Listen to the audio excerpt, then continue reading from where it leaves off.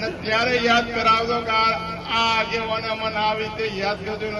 6ઠ્ઠીનું ધાવાને બધાને યાદ કરાવવાનું, પણ તમે બધા મજબૂત હશો તો થશે.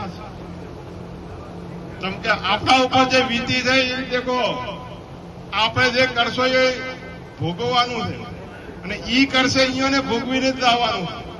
એટલે જે કરવું એ કરવા જો, પણ એને આ બધો આ જન્મમાં આ જ અવતારમાં હિસાબ કિતાબ બધાનો થવાનો છે. એટલે મજબૂત રહેજો. આ આપણી છેલ્લી પરીક્ષા છે ને આમાં જો અમે પાસ આપણે થઈ ગયા તો આપણને 2027માં કોઈ રોકનારો નથી. એટલે નાના મોટા મતભેદ ભૂલીને આગળ વધજો. સાથે મળીને તાલુકા પંચાયત, જિલ્લા પંચાયત, નગરપાલિકા બનાવશું.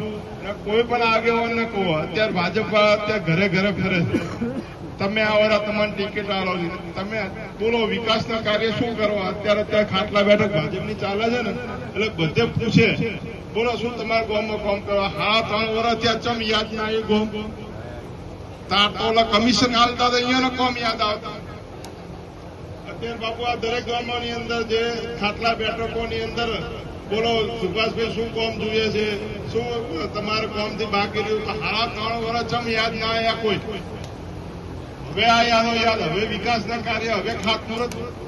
અત્યારે વિકાસની વાત કરે, આ થરાદથી લઈને લાકડીનો રસ્તો હું ધારાસભ્ય હતો શિવાબા, એ વખતે અમે આજ ઓબાભાઈ સાક્ષી તમે હતા, આજ અહીં આપણે બધા ખાતમુહૂર્ત આ રસ્તાનું આપણે કર્યું હતું.